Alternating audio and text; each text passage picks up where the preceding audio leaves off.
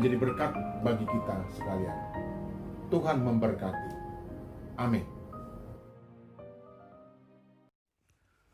Salam Aleihim. Saudaraku, renungan singkat kali ini saya beri judul Yesua berbelas kasihan. Teksnya kita ambil dari kitab Injil Yohanes pasal yang kedua, ayatnya yang pertama sampai dengan ayatnya yang ke-12 dari kitab suci ILT 3 di bawah perikop mukjizat yang pertama, air menjadi anggur. Saudara, saya baca poin-poin dari ayat-ayat ini aja ya. Ibu Yesua hadir pada pesta perkawinan di Kana. Itu ayat 1. Lalu Yesua bersama murid-muridnya diundang ke pesta perkawinan itu. Ayat 2. Ibu Yesua berkata kepadanya, mereka tidak mempunyai anggur. Ayat 3. Yesus berkata kepadanya, ada apa denganku dan engkau hai wanita? Saatku belum tiba. Itu ayat yang keempat. Ibu Yesua berkata kepada pelayan pesta bahwa apa saja yang dia katakan, Yesus katakan maksudnya lakukan. Itu ayat 5. Ayat 6, terdapat 6 bak air atau tempayan dari batu. Masing-masing dapat menampung 2 atau 3 tempayan ya, yang menurut perhitungan itu kira-kira 980 botol air ya. Itu ayat 6. Yesua menyuruh pelayan pesta untuk mengisi bak-bak itu dengan air. Ayat 7. Yesua menyuruh mereka mencedok air itu dan membawa ke pemimpin pesta. Ayat 8. Pemimpin pesta mencicipi air itu dan memanggil mempelai pria. Ayat 9. Pemimpin pesta memuji mempelai karena menyimpan anggur yang baik sampai para tamu puas minum. Karena biasanya yang disuguhkan yang baik dulu, lalu kemudian yang kurang baik. Ayat 10 ya. Ayat 11 dikatakan Yesus melakukan itu sebagai awal dari tanda-tanda ajaib untuk menyatakan kemuliaannya, dan para murid-muridnya percaya kepadanya. Tuh, ayat 11. Yesus kemudian pergi ke Kapernaum bersama ibunya, saudara-saudaranya, dan murid-muridnya. Ayat 12 yang terakhir. Saudara, ada 2 hal yang menarik sebenarnya yang bisa kita dapatkan dari cerita mengenai mukjizat pertama yang dilakukan oleh Yesus, yaitu merubah air H2O menjadi anggur. Ya, anggur tentu ada alkoholnya, ya. Yang pertama, Ibu Yesua atau Maria memberitahukan kepadanya, maksudnya kepada Yesua, bahwa penyelenggara pesta habis anggur. Kenapa Maria memberitahukan kepada Yesua? Kenapa bukan kepada penyelenggara pesta? Ya. Kemudian Maria mengatakan juga kepada pelayan pesta, apa yang dia katakan atau Yesus katakan agar dilakukan.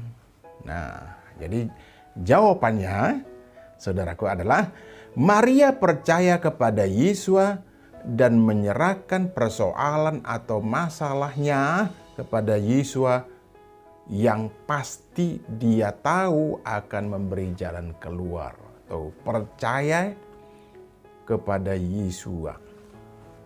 Nah, ini ada yang unik. Itu kan anaknya, harusnya sepertinya perintah.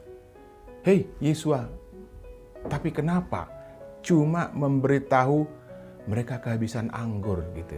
Nah itu dia, itu tadi saya katakan percaya. Dia tidak menganggap dirinya, Maria tidak menganggap dirinya sebagai ibu yang bisa kapan saja memerintah.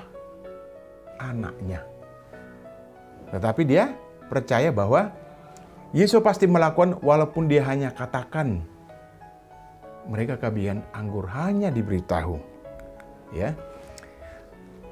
Sebenarnya ketika Maria memberitahukan hal itu kepada Yesus, terkesan bahwa Yesus belum akan menunjukkan mukjizat seperti itu. Karena jawaban Yesus yang menyatakan, saatku belum tiba. Maria tidak peduli. Dan dalam hatinya mungkin mengatakan seperti ini, bantulah mereka supaya jangan dipermalukan orang banyak. Kan begitu di dalam hatinya nih. Nah, karena diduga ini penyelenggara pesta ini, pesta perkawinan itu adalah kerabat mereka juga. Ya. Jadi pedulinya Maria juga harus lebih tinggi sebenarnya. Jadi Maria percaya dan serahkan masalah itu kepada Yesus dan tidak menyimpan sendiri masalah yang ada, yang dia terima. Dia serahkan. Ada cerita nih soal kalau kita ragu, takut. Nih, ada binatang yang katanya menjijikkan ya, kecoa seperti itu ya. Kalau kita kecoa, lalu kecoanya mendekati kita agak menjauh, kecoanya mengira kita takut, lalu dia semakin mendekat begitu. Sebegitu juga masalah. Kalau kita semakin jauh dari Tuhan, dari percaya kita kepada Tuhan, masalahnya akan semakin mendekat dan menyerang. Ya, itu yang pertama. Lalu yang kedua, mengapa Yesus akhirnya melakukan mujizat itu? Mengapa Yesus melakukan mujizat itu? Karena Yesus berbelas kasihan kepada orang percaya dan yang menaruh harap kepadanya. Ya, pada ayat 11 dari perikop ini tadi dikatakan, untuk menyatakan kemuliaannya dan murid-muridnya percaya kepadanya. Hal percaya itu juga sudah ditunjukkan oleh Maria. Ya, ditunjukkan Maria dan kemudian murid-muridnya. Peran Maria sebenarnya besar ya dalam hal agar murid percaya, dan tentu untuk kita semua ya, kita semua yang kemudian membaca firman ini yang tertulis di dalam firman ini. Jelas bahwa yang meminta tolong bukanlah pemilik pesta, ya, agak mundur sedikit. Akan tetapi sikap percaya Maria kepada Yesus sehingga Yesus mau melakukan itu. Jadi sentralnya ada di Maria, bukan yang punya pesta. Ada di Maria. Marialah yang minta tolong. Marialah yang pertama-tama menyatakan percayanya kepada Yesus, yang kemudian diikuti oleh para muridnya. Percaya itu. Lalu kemudian kita semua yang menjadi percaya kepada Yesus HaMasiah. Firman Tuhan di dalam kitab 1 Petrus pasal 5 ayat yang 6 sampai yang ke-7 dari ILT 3 mengatakan seperti saya bacakan secara lengkap. Selanjutnya rendahkanlah dirimu di bawah tangan Elohim yang kuat supaya dia meninggikan kamu pada waktunya. Itu ayat 6. Sambil memasrahkan segala kekhawatiranmu kepadanya karena dia sendiri yang memedulikan kamu. Ayat 7. Yesus peduli dan berbelas kasihan kepada setiap kita yang percaya dan tentunya merendahkan diri di hadapan Yesus HaMasiah. Jangan ada lagi keinginan kita untuk memikul masalah dan pergumulan setelah kita serahkan kepada Dia, kepada Yesus HaMasiah.